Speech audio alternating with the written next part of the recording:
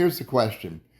Can I take a YouTube video and save it to my own YouTube channel?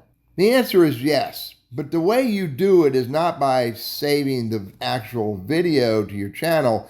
You save a link to the other person's, the original publisher's video in a playlist. Let me show you what I'm talking about. Here's a buddy of mine, Kevin Turner.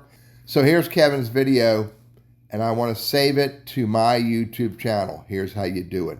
On an Android, hit the three dots, hit save. You have to be logged into your YouTube account, and you need your own channel, and you need a playlist. And you see right here, when I hit save, it's saved to private my watch later, which everybody has that. But I can actually save it to this playlist I created called Testing Save to My Playlist. Click on that, and I just saved this video to my YouTube channel via a playlist. And so if I come out of this, close this down, and go back to my channel, then we will be able to see, hang on, let me go to my channel.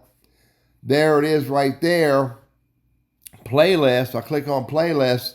There's the playlist, Testing Save to My Playlist, and there's Kevin D. Turner's video in the playlist on my YouTube channel.